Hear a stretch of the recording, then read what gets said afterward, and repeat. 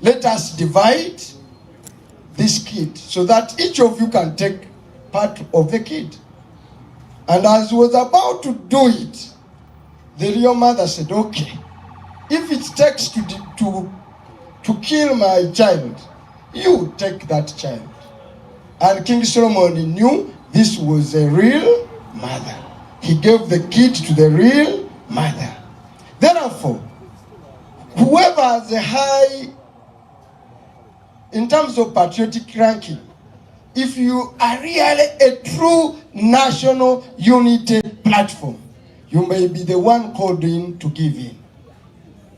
That is what Mosh did in Masaka, is Chimanya Kabonera. Right now we are speaking about Omoyo Gwa Mosh. Omoyo Gwani. So we are encouraging each one of you in your own way, please love National Unity Platform and lead from home. And that's what it will take.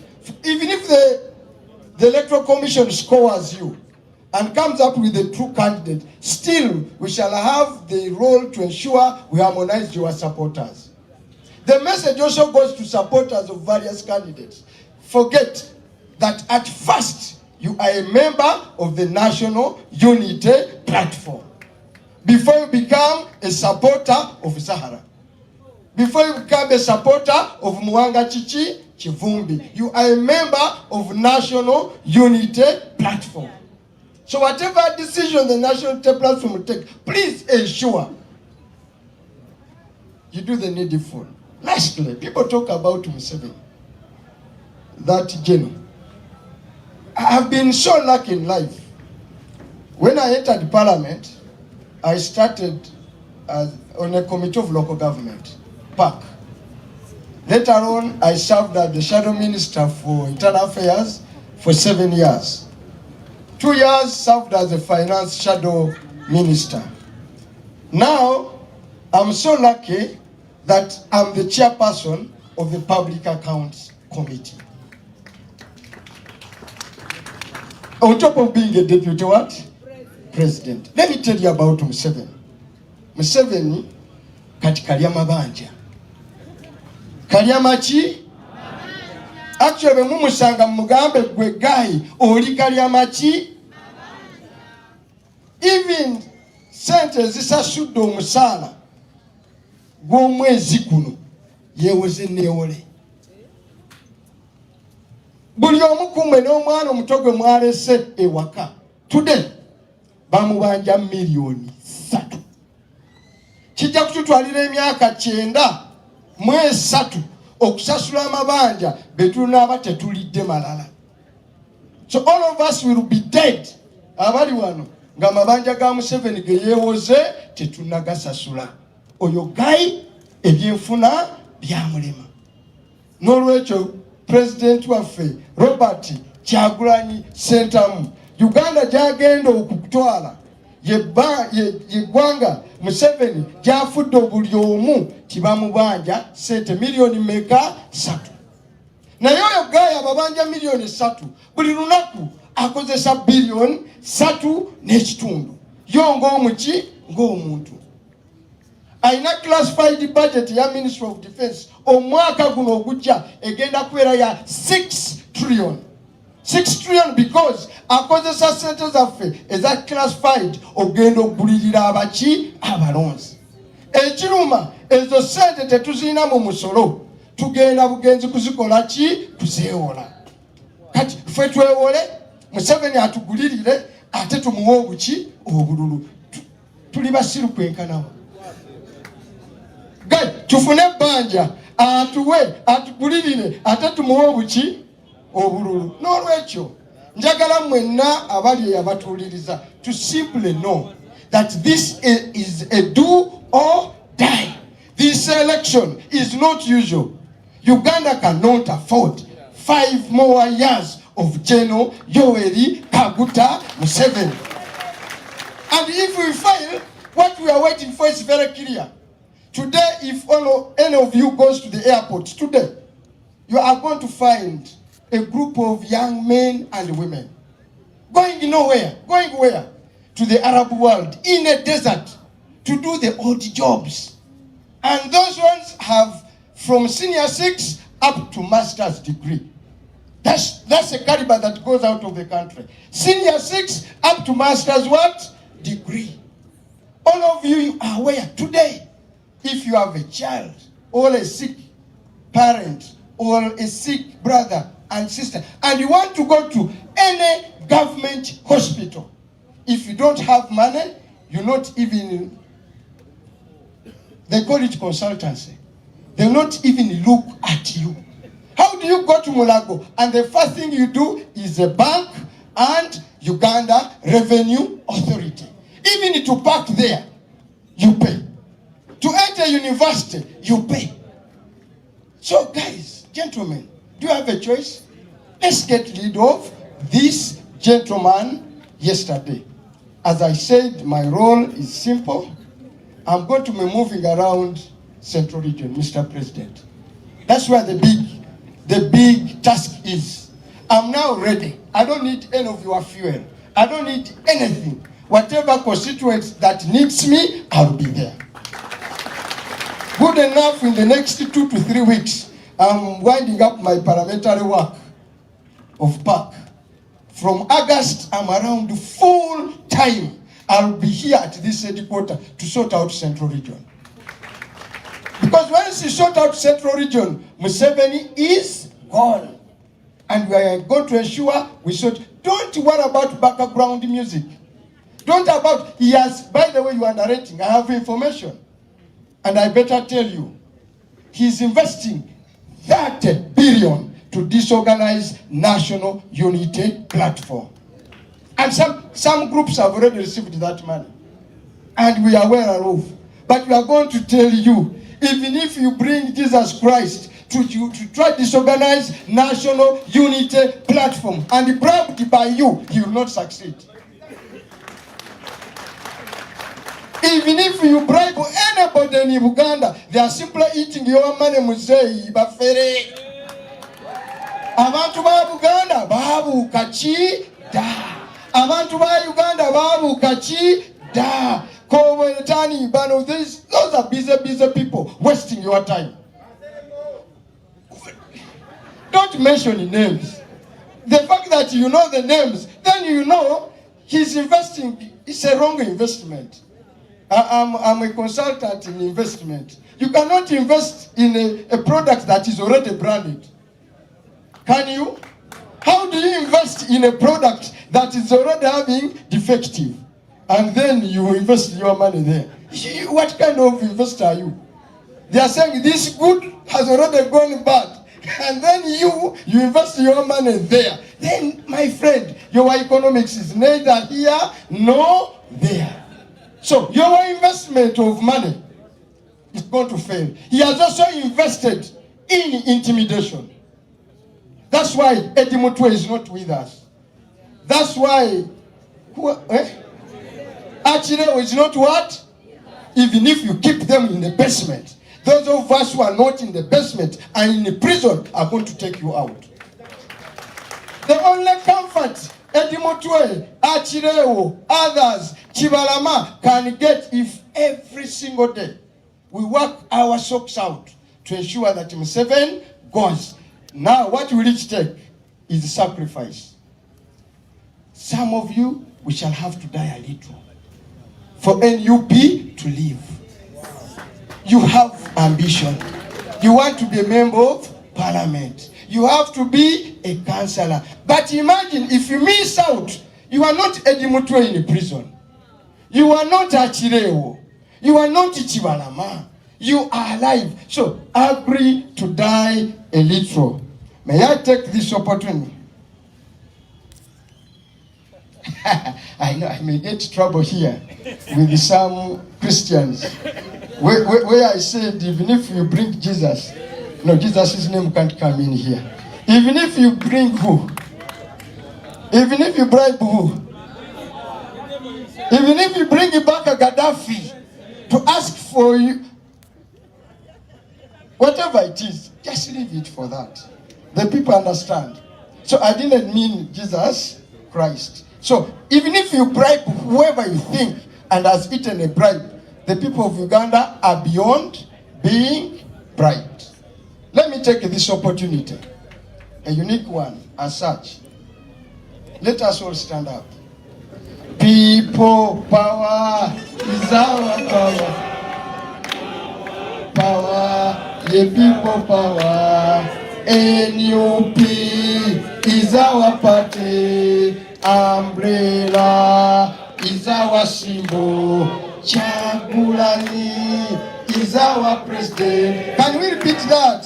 Chagulani is our president. Chagulani is our president. Chagulani is our president.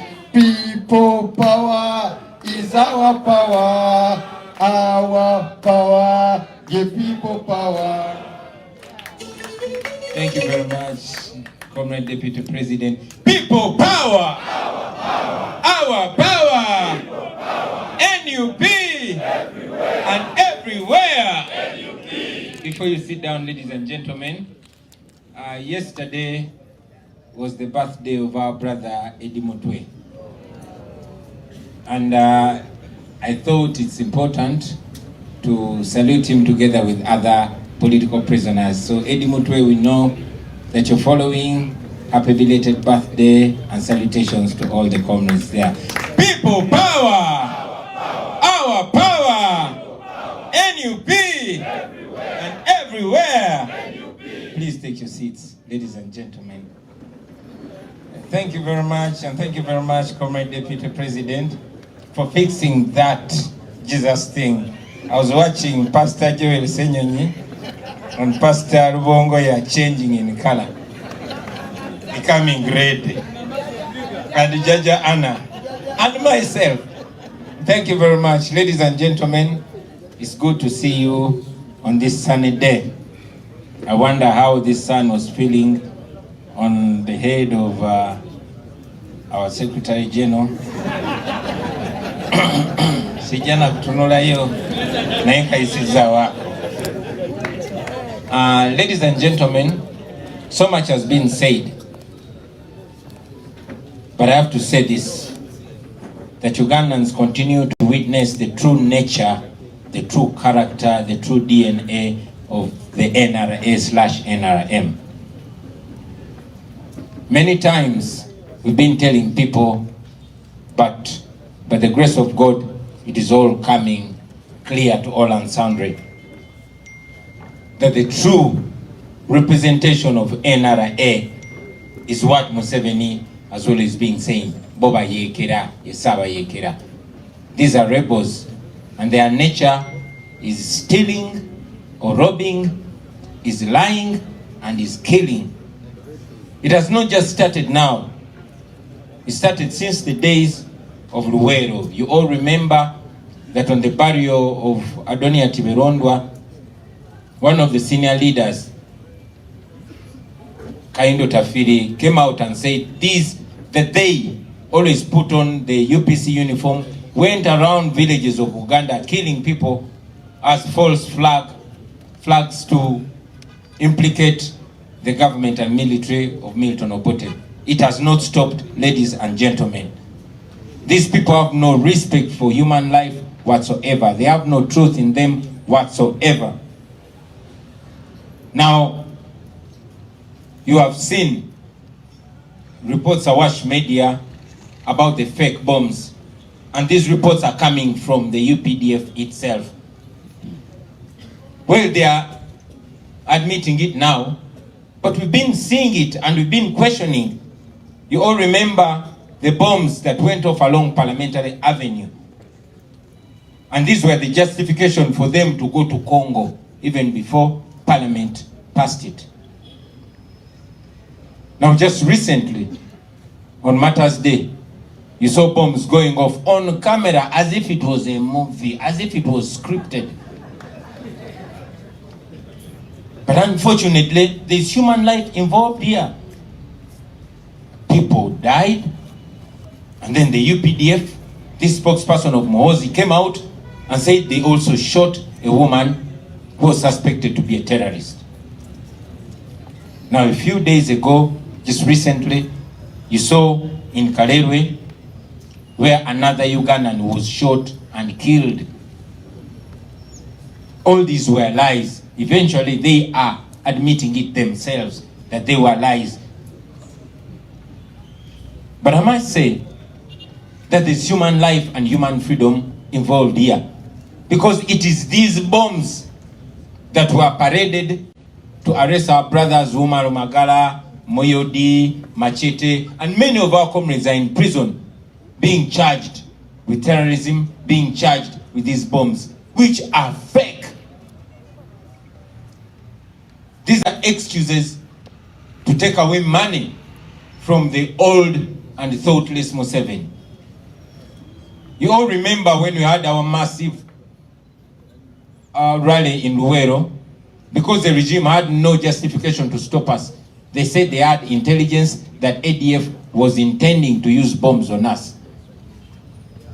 This has been an excuse always to stop us from moving, but also an excuse for them to siphon taxpayers' money, the money that is always hidden under the classified budget. Now here we are, ladies and gentlemen. Our comrades are in prison, our people are being killed. Nobody has been held accountable. But because they are fighting amongst each other, the truth is coming out. This should show you the nature of the regime that is presiding over our country, a typically criminal regime. Now, as if that is not enough, the regime continued to rule us with terror, with fear, trying to turn Ugandans against each other, of course using violence. It has not just started now. Some of you see goons being used by the regime, but it has not started now. You saw what happened recently on the streets of Kampala. It has not just started now. I'll take you back a little. In 2001, they used what they called Kalangala Action Plan, led by Kakoza Mutale, picking poor ghetto people and turning them against the population, beating, killing, and terrorizing the people. Every electoral cycle that comes, they always bring up a new group. Like I said, 2001, it was Kalangala Action Plan, led by Kakoza Mutale. In 2006, they brought what they called Chiboko Squad. In 2011, they brought Boda Boda 2010, led by Chitata, using common poor Ugandans against each other. Now, in 2016, you all remember, they went in ghettos picking young people, and they put up what they called crime preventers, led by Kaihura. They terrorized people, they killed people, and their leader came out proudly with impunity and said, we can kill for the president. And indeed, they killed. No accountability, nobody has been held accountable. But remember, all these people that they use, they don't end well. They either eliminate them or they throw them back to the dungeons of poverty. Now, in 2021, because it was unusual, it was not politics as usual, they combined them. They brought CMI, they brought military police, they brought crime intelligence, they brought SFC. And of course, they used a few other poor people, including our former friends, because that was the only way to counter us. It did not work because it was exposed. Now what are they doing? Because they know I come from the ghetto.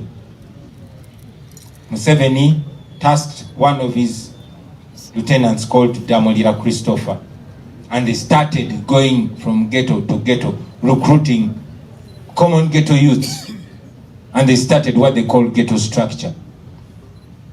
What was their duty? To terrorize people, to cause mayhem, to kill if necessary, in order to keep the people's hopes and aspirations down.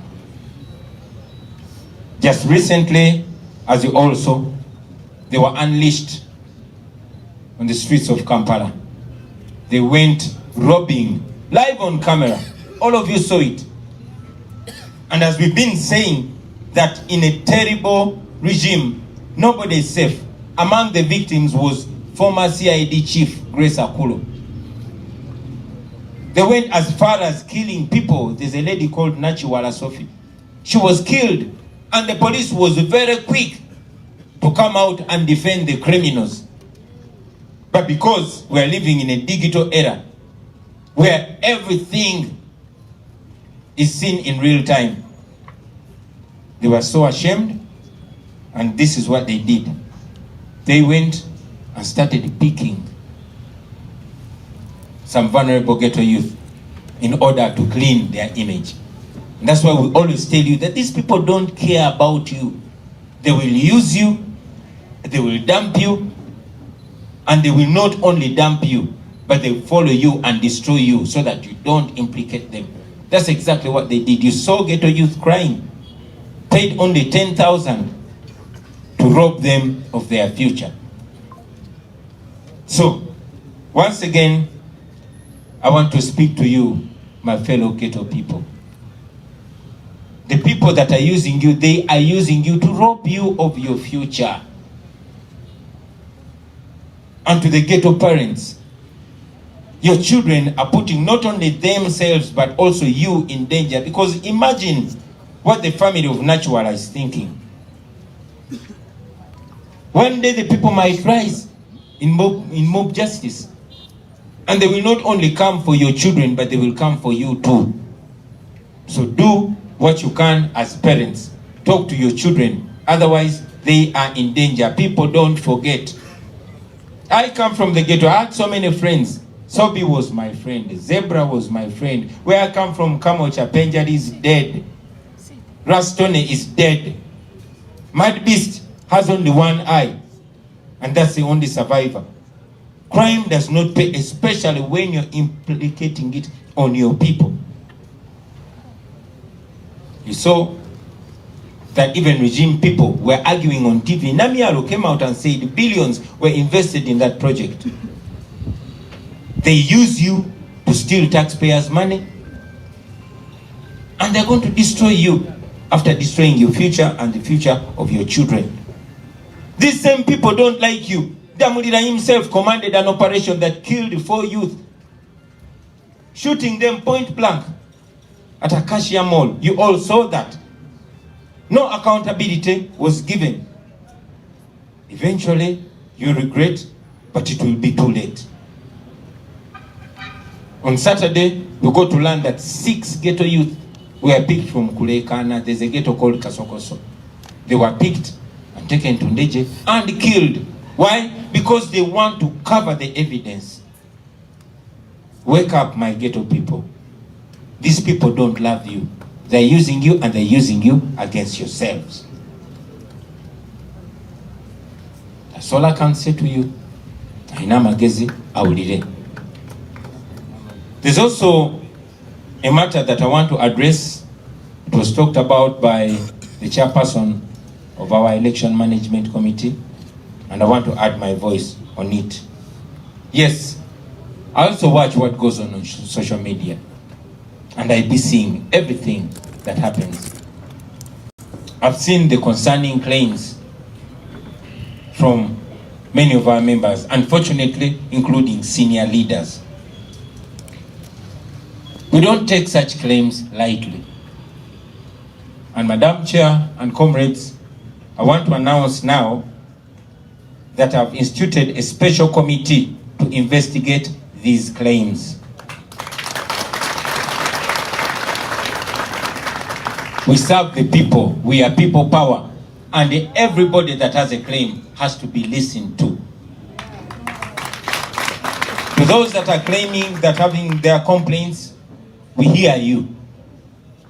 But again, I say to you that we don't take our claims and our complaints to social media, because we are an institution. Therefore, I hereby constitute a committee to investigate this. This committee is going to be led by our Deputy President from Western Uganda, Mama Jolly Jacqueline Kamshaba. She's a Muchiga, she doesn't play. On that committee, we shall also have the Deputy Secretary General, Honorable Aisha Kabanda.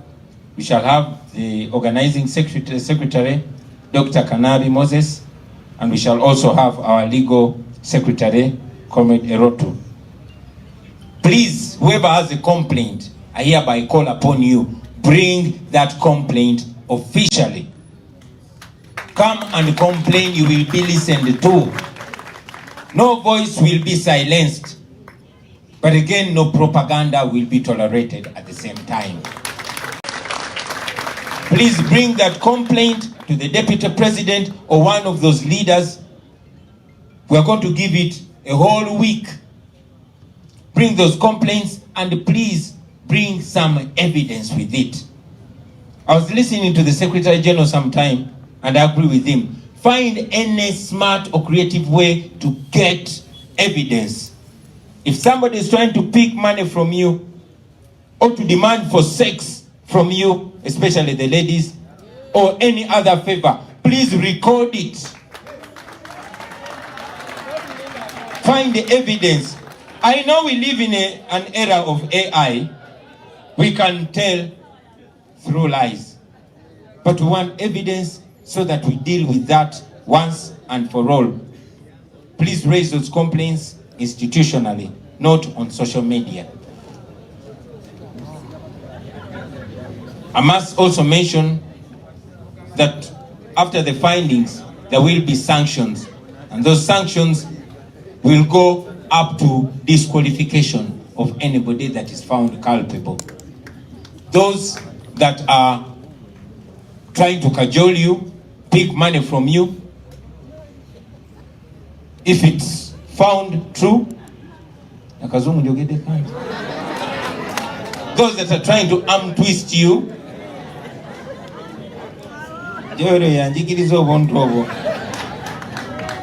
there will be sanctions. So those that are doing that will be punished. But even you, if you're found lying, you will also be punished, because we must be transparent. The truth must prevail. We know that those that are in positions might use their positions against those that are smaller. But also, some leaders might also be targeted. So we must follow the matter to a logical conclusion. And finally, our Secretary General has talked about that, and I will assert it. Yes, the NUP is the only party that does not charge people for party tickets. That doesn't mean we have money. We don't have money. Tetuina Sente. And we need money. You've heard that Museveni has put aside 30 billion shillings, not only to divide the opposition, but to fund those that are fighting the National Unity Platform, because the NUP refused to compromise with Museveni. We need money for posters, we need money for transport, we need money for the campaign. So next Monday, we are going to launch our fundraising drive. All of you here and those watching us, we need your assistance.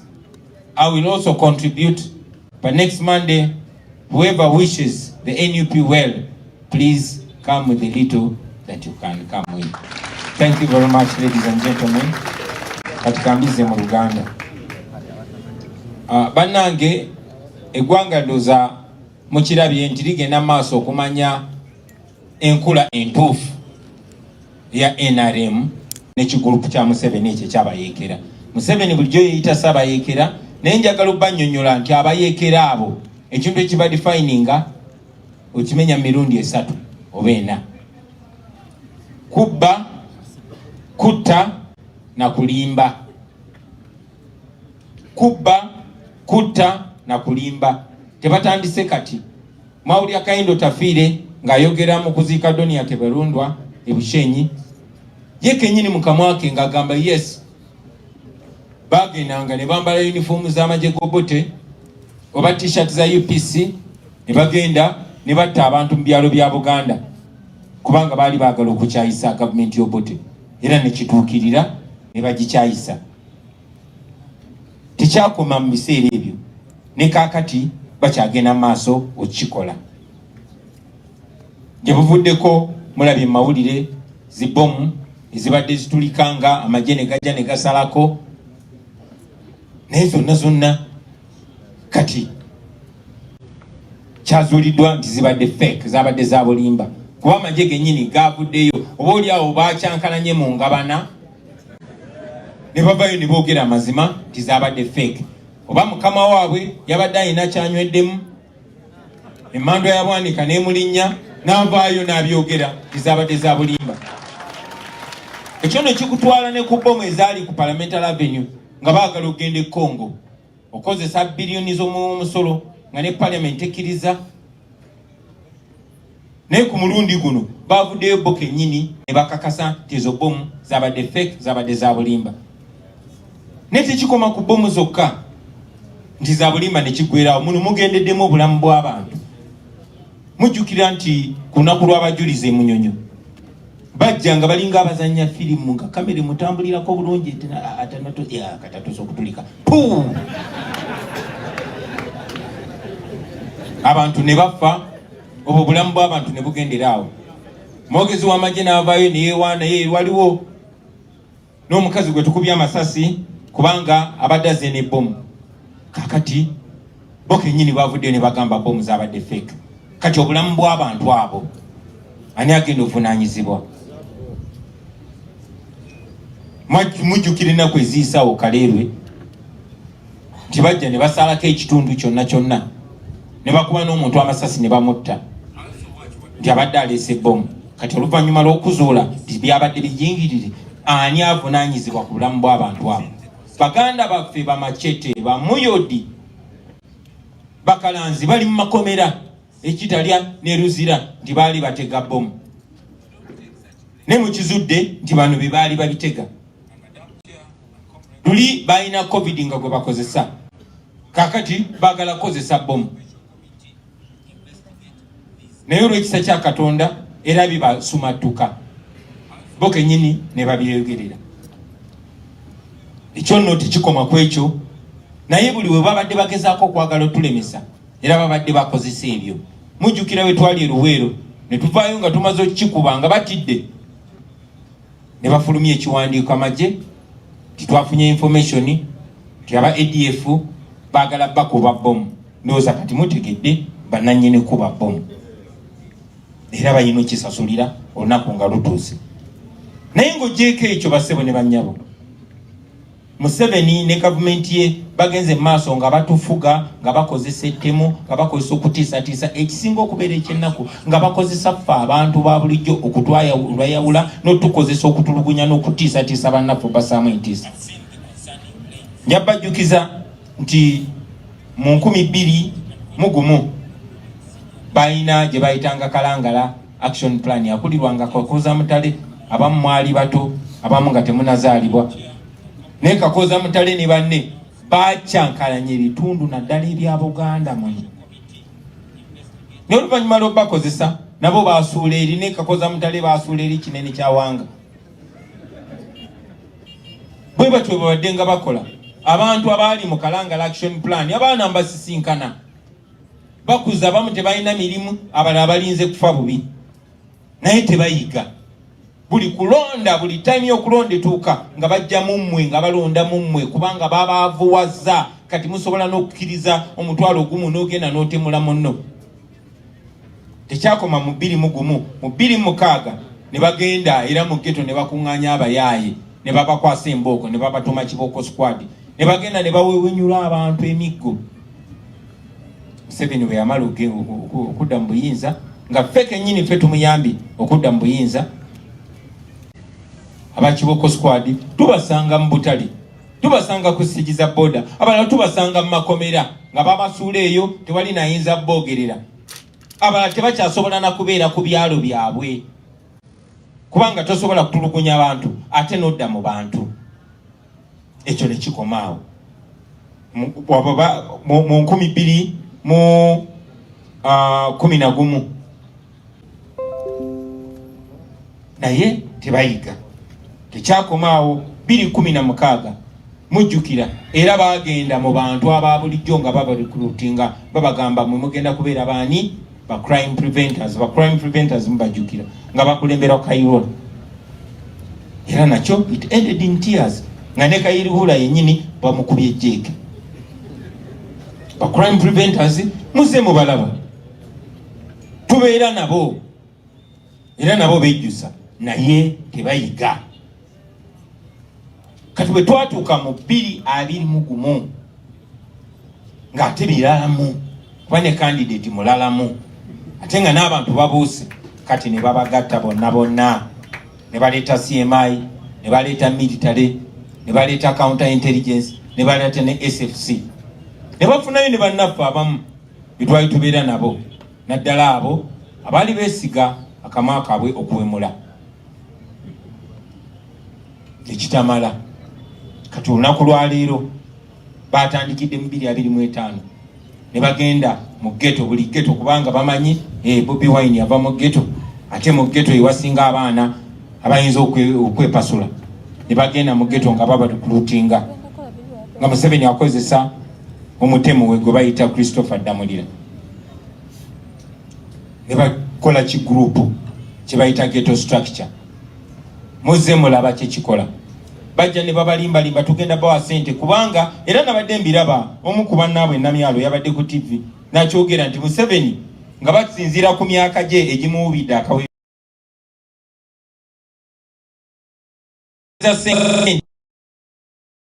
use wajja amaanyi ne bagenda mu ghetto ne batandika okurecruitinga abaana ba ghetto obakozesa ebikolobero ebyo. Mwabalabye ennaku ezayise ababanlishinze ne babambaza t-shirt za Museveni eza yero simanyi na bwe bategeera ne balowooza nti bagenda kitusaako ne babambaza ne t-shirt emyufu eza kala yaffe ne bagenda ne babanlishinga mu kibuga ne beekola ekigenyi ne babba buli kimu ne banyakula obusawo ne banyakula obusimu ne bakuba abantu ne batta n'omuwala gwe bayita Nakiwala Sophie Nakiwolo. Mwalabye poliisi ng'evaayo okunnyonnyola poliisi yennyini ng'egezaako okuwolereza abatemu. Abatemu abaffe si be basse ate babadde batemu balala. Nga bwe tuzze tubagamba nti mu nsi ekulemberwa obubi tewaba ali bulungi. Mwalabye nti n'akulira CID eyali akulira CID mukyala Grace Akulo naye yaziguddemu ezaabwe. Tiyasigaza kasimu, tiyasigaza nsawo n'ebirala ebifaanana bwe bityo. Ne mutabani we naye bamukubye kaafu. Mukiraba ndowooza. So saagala mubuuze afande Grace Akulo nti kasukali keeko oba bongeremu naye so bwe batyo bwe bakozesa abaana ba ghetto ekyennaku tebayiga. Tuze tubagambe era nziramu ne mbagamba abaana ba ghetto ti abantu abo ababakozesa tebabaagala. Temuli babbi, embeera ya Museveni ye batadde mu kiseera ekyo era ekyo kye tugezaako okubajjamu embeera gye tugezaako okukyusa. Nze eyo naliyo mbimanyi mwe mukyali baana bato naye tukuze nabo bonna babakozesa ne babatta. So bibwe batwe bamukozesa ngalooza wa kitalo ali Magombe. Baganda baffe bonna bakato Musege ba Sky Buster bonna bali Magombe. Muganda waffe Zebra Ssenyange wano bwayise ali Magombe. Betwakula nabe Kamocha Barastone Bapenjali bali Magombe. Abalinga abasurvivinga Mad Mist Kataina Liso n'abalala bwe batyo. So nammwe temuli banjawulo baganda bange. Mufunye omukisa nti mulabe example eziwera. Lwaki osalawo obeere enswera ensirusiru ewerekera omulambo paka Magombe? Aba bantu babaagala baganda bange. Baagala mmwe mukozesebwe okunyigiriza n'okulwanyisa tefu abagezaako balwanirira. Lwaki muteeka mu mbeera nga betuba tubalwanira tulina kukozesa mukono ogumu tulwanyise nakyemalira ogumu ate nga tulwanyisa mmwe betulwanirira. Ebiseera byammwe eby'omaaso bikyali bitangaavu nnyo. Tuze tubagamba tewali asobola bafuula basireevu, tewali asobola bafuula baddu okujjako nga mumuwadde permission. Musobola okukyusa embeera yammwe. Abo abasajja baba bazze bapima, nammwe mubapime. Musobola okubagewukira ng'ekiseera kituuse. Musobola okwetaasa. Mukirabye tebalina maanyi. Tebalina maanyi, beetaaga mmwe. Ne kati gw'osaliwo okozesa amaanyi go. Ate okakkanyo asobola okuyamba. Bano balinga abazungu nga bazze wano mu Africa. Mu biseera bya slave trade, abazungu si be baagobanga baddugavu bannaabwe, kuba omuzungu tasobola kufubutuka na muddugavu. Bakozesanga baddugavu bannaabwe okubagoba ne babakwata. Kubanga gwe w'amaanyi n'osiba banno ne mubakuba embooko paka ku kidyeri. Bwe mumala obamalirayo nga nammwe babakokingira emmundu, nammwe muli mu bizinesi, nammwe mulinnye, nammwe nga babatunda. Bwekityo bwe kigenda okubeera, kubanga bwekityo bwe kibadde ebbanga lyonna. Tosobola kwesiga biseera bwe bya maaso. Gwe omuvubuka w'emyaka 18, 19, 20, 25 ate ne weesiga omusajja ow'emyaka 84 otegeera otya? Badogo basite mubuuke maani, mubuuke. Musobola okwetaasa, tusobola okwetaasa kw'ono omusajja. Tamanyi bibaluma, tamanyi bwe mumalako. Ne mu kifo ky'okutereeza embeera y'obulamu, ebiseera byammwe eby'omaaso bikyuke. Bagikumwe muzadde n'abaana, ate akozesa mmwe okulinnyira ebiseera byammwe eby'omaaso. Nalabye bangi ku mmwe nga mulaaja na mukaaba, mugamba babakozesezza, babawadde mutwalo ne babawa ne t-shirt, kati babasindise ku mazzi. Abantu ababakozesa bennyini bwe bamala okubakozesa, kuba bamanyi muli dangerous, bagenda kubatta. Abaana bangi betukuze nabo ba Button Street olwamala okubakozesa ne babatta, kuba nammwe babeeraliikirira. Olwedde ffe twabalabisa dda nti muli bagezi, kuba nange ndi omu ku mmwe. Kati Museveni abuuka tayinza beesiga, kuba kimanyi byenjogera mubiwulira era nammwe bibaluma, ne mulina enjala ya leero kati gyakozesa. Mukozesa obwongo bwammwe baganda bange. Wedda mulira bakozesa bukozesa tabaagalangako. Mumulabye abaana beyattira wano ku Acacia Mall point blank, kubanga bamala okubakozesa ne balaba ono dogo wasite bw'anaamala ajja byogera ba nga bamukubanga bamutta. Ku Saturday twategezeddwa nti abaana 6 ewakulekaana bazze mu ghetto ne baba rounding up. Mu ghetto gye bayita Kasokoso something, ne baba rounding up, ne babatwala endejje ne babatta. Naye temuyiga. Tebakulimba n'obusente obutono, tebakulimba nti baprotecti nze sigambwako. Tekiriyo ekyo muganda wange. Bye mukola bigenda ku record, ensi ebatunuulidde, ensi ebalaba. Njagala gwolowoozeemu famire ya Nakiwolo bazze babalaba mwenna mwesudia ku TikTok, ffe tebatugambayo muleete obusimu. Baboyi mwerimba.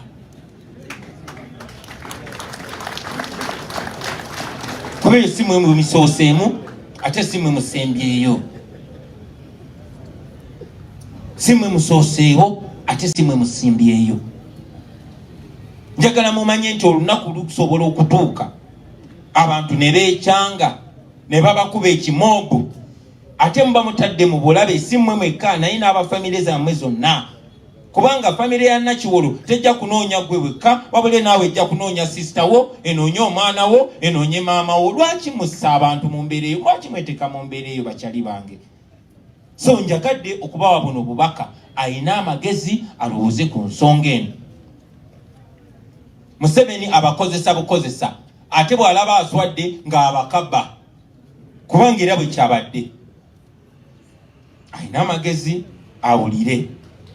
Buno obubaka nsaba bugende n'eri famire z'abo abaana bonna ne baganda baabwe nti ebikolwa eby'abaana bammwe nga balagirwa era nga baweebwa amaanyi, omusajja oyo omukulu w'emyaka 84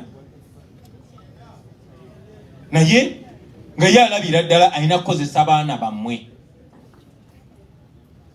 So mbulirire ku baana bammwe, kuba ebikolwa byammwe tebiteeka baana bammwe mu bulabe bokka, wabula nammwe n'ab'eŋŋanda zammwe. Kuba abantu balaba, abantu babamanyi, abantu bamanyi gye mubeera, abantu bamanyi gye muwangalira. Era mwandyezeeko ng'abantu tebanneekumamu gufumba, kuba omuntu gw'oba ottidde omuntu we lazima naye abajja kunoonya. Kuba ne bwe wandibadde ggwe nga ggwe muganda wa Nakiwolo, ggwe maama wa Nakiwolo, ggwe taata wa Nakiwolo, era baba bajja kunoonya. So Museveni tabawa bukuumi, nedda. Museveni abateeka mu ddenja kuba tabaagala. Ebyo kambikomyawo. Ekisembayo, mpulidde ebigambo bya Madamu Chemutaya akulira akakiiko kaffe ak'ebyokulonda, era nange nzikanya nabyo. Nange kennyini mbeerako ku social media era ngoberera ebigenda mu maaso. Kyanaku nnyo ebadde biyitiŋŋana ku social media, ate ekisingo kifuula eky'ennaku nti tebadde byabafuut soja bokka, naye nga mulimu n'abakulembeze abagondifu. Ekyo nno kya buswavu, si kya bugonjufu. Bonna bonna abasitudde okwemulugunya kwabwe tubawulira, era tetukutwala nga kyakuzanyisa. Era oluvannyuma lw'okubiwulira ebyo byonna, nze kennyini nataddewo akakiiko akagenda okulemberwa Deputy President wa Western Uganda, Madamu Jole Tukamushaba. Oyo no mukiga tasinika mannyo. So akakiiko ako kagenda kubeerako n'amyuka Secretary General Honorable Aisha Kabanda, kagenda kubeerako Ssaabatesitesi waffe Dr. Kanabi Moses, kagenda kubeerako n'akulira ebyamateeka mu kibiina Council Roto. Akakiiko ako kagenda twala wiiki nnamba nga kabalindiridde buli omu alina okwemulugunya. Okwemulugunya tokutwala ku social media, okwemulugunya kuleete mu kibiina, mu buwandiike era mu butongole, oleete ne evidence yo. Nawulyako Secretary General waffe ng'akyogera nti kozesa olukujjukujju ofune evidence eyo. Oba orikodinze, oba olina abajulizi, bw'ona obukakafu bw'olina obuleete, ogamba ono omukulembeze bw'ati oba omuntu bw'ati yabadde ansaba ssente oba yanzijako ssente n'ansuubiza okumpa kaadi. Oba omukulembeze bw'ati nambigulira bulungi n'ansaba akaboozi asobole okumpa kaadi. Oba kyonna kyonna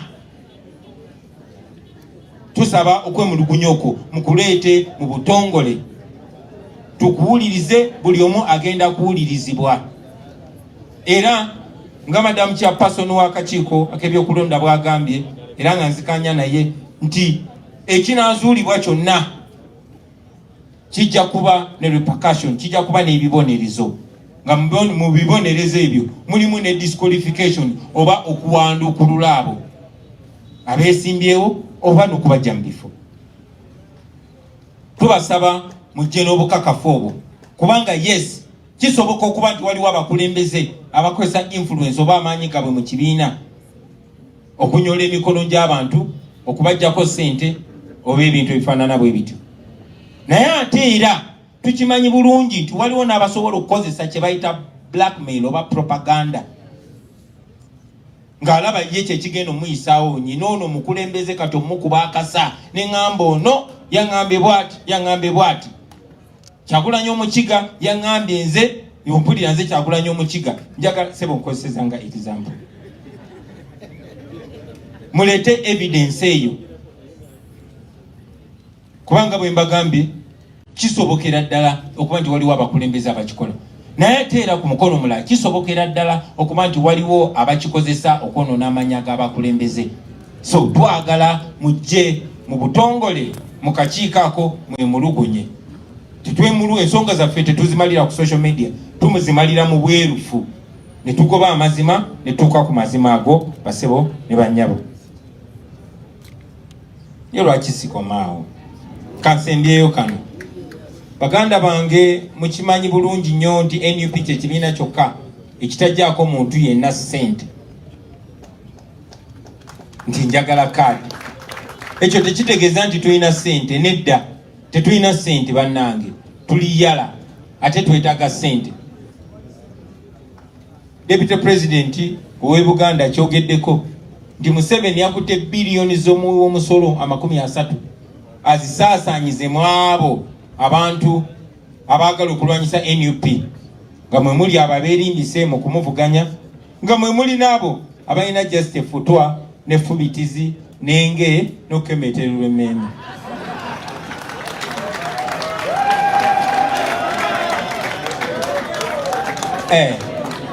Kati olwo munyumiddwa nnyo.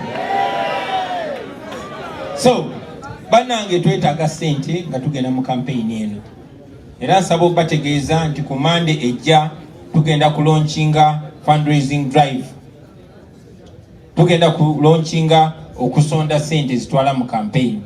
Tubasaba mwenna abakulembeze, mikwano gyaffe mu business community, ba members na buli omu kyonna ky'osobola okusonda kijja tuyamba nnyo. Tetulina we tujja ssente. Museveni agamba abazungu we batuwa ssente, of course alimba. Mutabani we yagamba nti gavumenti oba ye kennyini atuwa ssente, of course oyo yali akubiddwa. N'ebirala bifaanana bwe bityo. Naye twetaaga ssente baganda baffe. So tubayita ku Monday ejja, Monday eno ku Monday tubayita tusinkane wano tulaunchinge fundraising drive yaffe. Nange ngenda kuddayo waka menya akabokisi zijemu kyenzijemu kireete nkiteeke mu campaign. Tubasaba nammwe buli omu abeko kyawayo ku lwa campaign eno. Mwebale nnyo, mwebalire ddala, Omukama abampere nnyo omukisa. People, DJ Lindako. People power, our power, NUP, everywhere. Mr. President, akoze ekibadde ekintu ekikulu ennyo, alangiridde akakiiko kalangiridde kagenda kulemberwa Deputy President. So Deputy President olwa protocol yandize n'abanyonnyola, naye mufune muwandiike musiringe mu basa mutwale ku ofisi ye. Office ya Deputy President mu buntu gisiringe gwe mwenyini kikole ki gisiringe kyeretere kyetusize. Office egenda kuba open, egenda ba designated nge receiving complaints formally mu butuufu, tulekere okubeera naki n'engambo. Siwe waawo people power, our power, NUP. DJ, give us the anthems.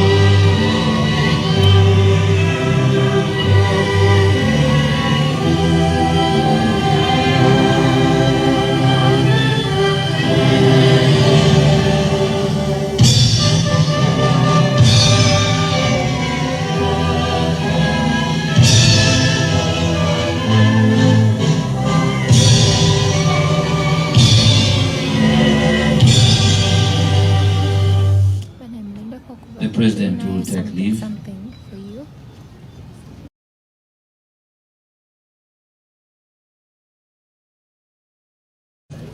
Thank you so very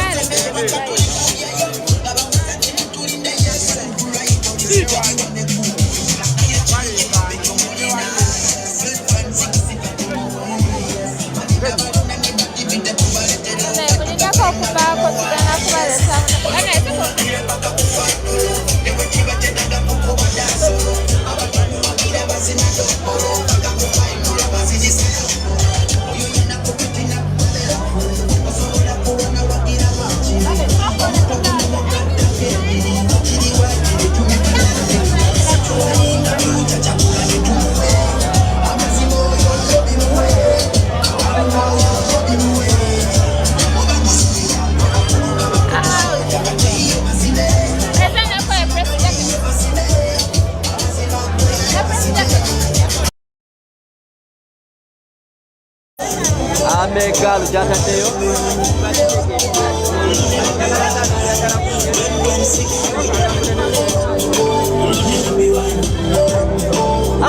baba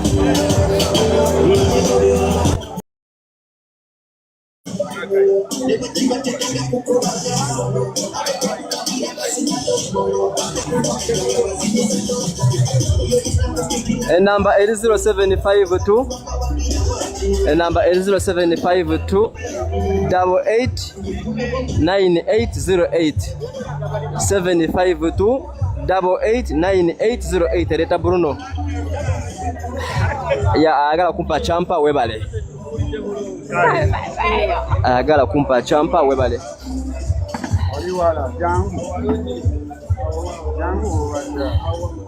amanya Leta Bruno naye byaddala siri bulungi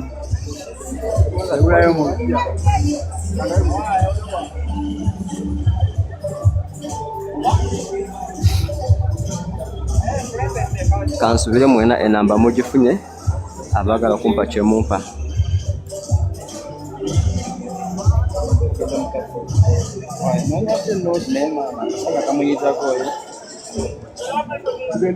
Mwanze siwulira bulungi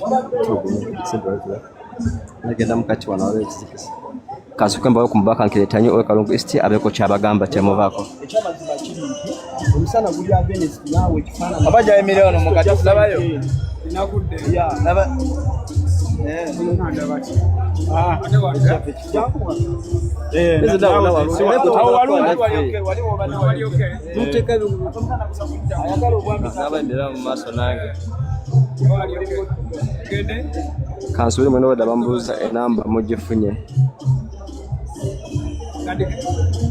Bannayuganda bannange mwe n'abaliyo erinnya yenze Kiruluta Yusufu Junior Keretanyi njagala okukozesa omukisa guno okwebaza bannayuganda bonna okuva mu bitundu ebyenjawulo full names tandika Leta Bruno teka kweyo buli Lwabenge Bukaya Town Council ne Bukulula mu bitundu abantu b'Ekyambala abantu b'Ekiweesa abantu b'Erusango ab'Ekamunga naddala n'akaalo Kasaali kwenzaalibwa bo n'akaalo Kabale Bulozi bwe twabadde bakulisayo mwenna ku Sande eno ngena kuza mwezi 24 newedde bwe mwabadde maka gange okunjagulizaako okwebaza Katonda n'okuyingira amaka gange obutongole bannaye sina bwe nsobola kubasasula okujjako okubagamba nti ndi musiimu nnyo mu mutima gwange nasiimye nnyo nasiimidde ddala yembawo eki ndibamma ekyokulya nze ne mbalyowo emyoyo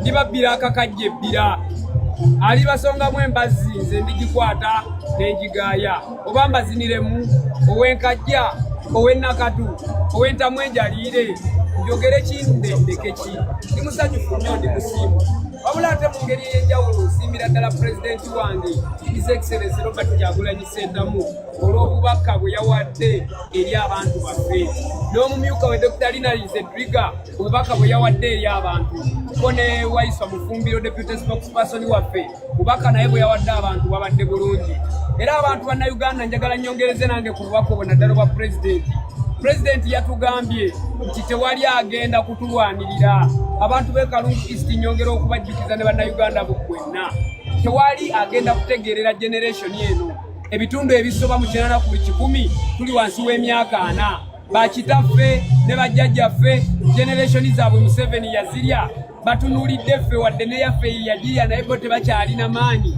gasobola kwerwanako ffe tulina omukisa ogusobola okubeera nga tulwanirira ensi ey'abaana baffe n'abazzukulu baffe gye banaasanga ne bagyeyagaliramu. Nsaba mwenna buli omu waali abeerenga yababeera Kyagulanyi e Kalungu obeera abenga yonna gy'oli beera Kyagulanyi oba oli Kotido gy'oli gy'oba obeera Kyagulanyi paka nga tuyingidde mu protest vote 226 tujjeko Museveni. Omukama Katonda abankuumire era abanjagalire. Sigadde nze Kiruda Yusufu Junior Nkeretanyi, omubaka eyeeteeseteese obulungi ate nga yeetegese okukulembera abantu b'e Kalungu East mu lukiiko lw'eggwanga olukulu Parliament. Assalamu alaikum wa rahmatullahi wa barakatuh. Okkiririza mu kuteeseganya. Okay. Zai vibes ndi mulwadde n'obulwadde bwange buno simanyi nakumanya neetaaga cupa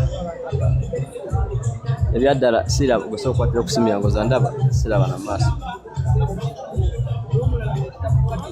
ndowooza mberekereze sooke ngende mmere ku ddagala lya ssaawa 7 sisobodde kulimira because mbadde live naye nsaba mberekereze sooke ngende mmere ku ddagala lya ssaawa 7 abangambye okunteerako kyakambaddemu bayidhawo abamu